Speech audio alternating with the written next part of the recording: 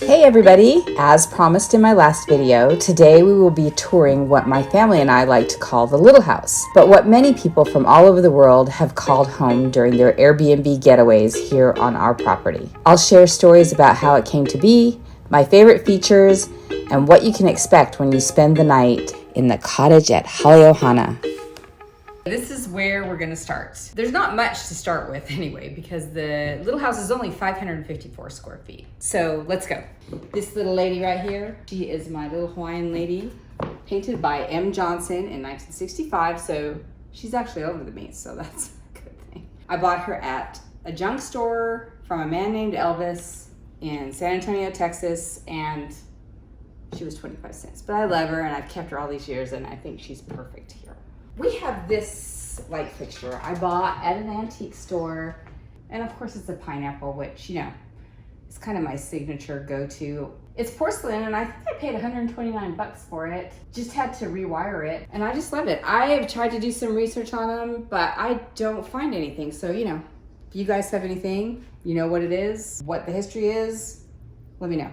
Comments below. So for guests, we have this area that folds down to a bed. We can actually sleep 4 people in this house. So that's for 1 or 2 small children. Then behind the curtain over here, we have a rollaway bed for another child or big person. We try not to allow any more than 4 people in here because it really is a small place and we don't want damage. This little kitchenette, I wanted to kind of make it as functional as possible for people here on the weekend that wanted to cook. If they chose to cook, they could cook. So we have kind of the basics, you know, we have a microwave and we also have a toaster oven. We have a single burner convection cooktop here, but we also provide a grill outside. So there's really nothing you can't do in here. Just a little bit smaller space to do it in. The butcher block countertop is from IKEA, and we actually just finished this project, the shelving. My husband and I did it, and well, I say my husband and I, he probably did more of the work than I, but it was my idea. He's very good at implementing my ideas. The shiplap, actually we got from Home Depot, and it's super inexpensive. I think this area, and you'll see the bathroom in a little bit, costs a little over $300 from Home Depot. And then these are just 1x12s that I stained. All of the brackets are from Amazon. I'll link all of these things below. These little rods right here from IKEA. The knife magnet, we have glassware. We have everything you could need in here, I think, to have a really cute dinner party while you're on vacation, if you choose. So now we're gonna retire to the bedroom. This bed has a very sentimental story. It was kind of the first thing I ever really loved and saw for our home. And this is, like I said, this is our master bedroom when we don't have guests. This bed is almost as old as my daughter, who is going to be 24 in September, and she's my youngest. And I put it on layaway, saved for 5 months, bought it from an antique store in Boerne, Texas. And it's not an antique, but I just love it. And I get so many compliments on this bed, and it will never leave my family. It's super heavy though. If you have to move it, it's super heavy. Like I said, you know, this is our master bedroom, and we invite people in here.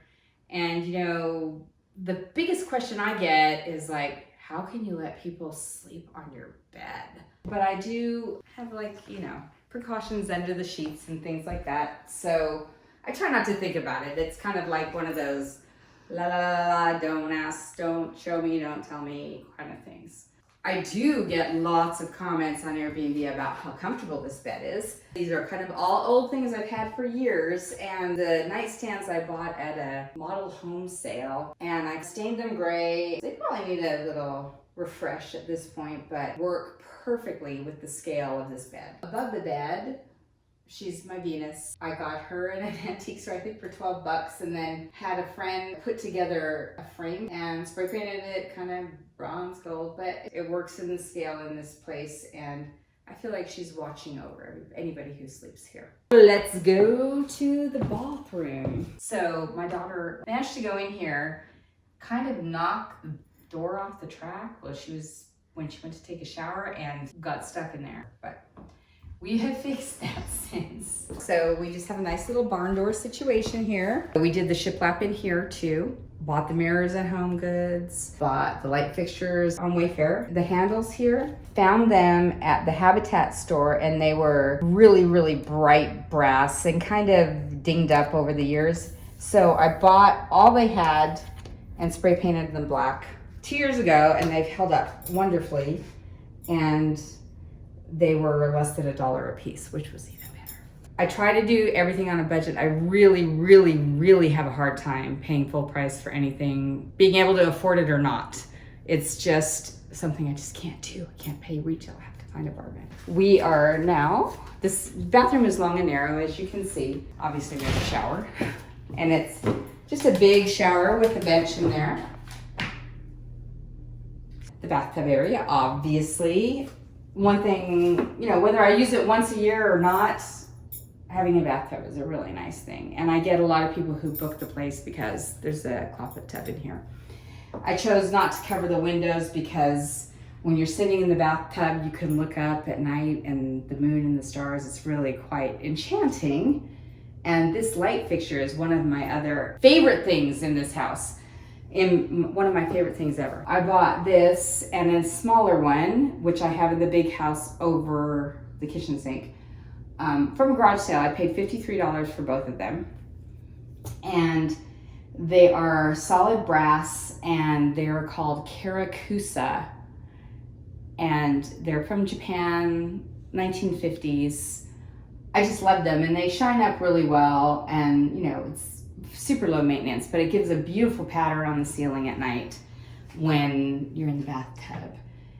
And I actually did see one of these on an antique site that had been restored and had a fancier lighting system inside, and they were selling it for $4,850. So, of course, the first thing my husband said was, sell it.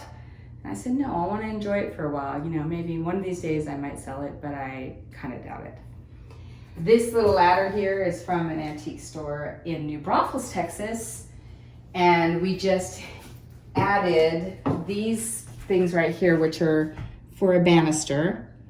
We're trying to think of the cutest, most functional way to get it to the wall, because I didn't do anything to the ladder. The finish is exactly what it is, kind of beat up. So I love the juxtaposition of beat up and fancy brass. So we just added some towel hooks, and it works really well. So I have some big plans in my brain for this bathroom because I think there's still a few things missing. So I need to do some either art on this wall right here, or do some sort of treatment in here. So anybody has any fun ideas, I'd love to hear them. And we also have this little, I mean, obviously you have to have a toilet.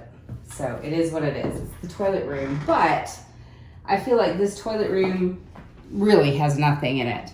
So I would love to do something super bold in there, like a big print wallpaper painted a funky color or something. So I'm thinking about those ideas. Obviously, I kind of have to do that off season. So this might be a project for the fall. We have all the amenities. So if you actually have to come and work, you can come and work. This is actually my very first kitchen table that I bought in Tulsa, Oklahoma. It was custom finished at the time in this kind of a turquoisey green color, and I loved it. It was perfect in my house. But we sawed it in half. We have the other half in the big house, and we mounted each half to the table so we could have a desk. We did this in our old house in our office, and it worked great. That's what the hole is in there for, so you can feed cords down there or whatever. So we've used it again here. So if you need to work when you're on vacation, you can. Or if you have kids with you and they want to play on their iPad or computer, they can. And of course, we have a television that kind of swings whichever way you need it to, in the bed or over on the living area. One thing we haven't shown, I don't think, is the ceilings in here. These beams are actually cedar, and they're solid beams, and they go inside to the outside of the house. So we are very structurally sound, and I gotta give a thumbs up to the guys who put those up there, because they had to muscle those beams up there. As you saw from the intro, we live 16 to 18 feet up above the ground. So that's another 12, 15 feet. It was quite a challenge, and I give those guys, you know, really a thumbs up because we love this place.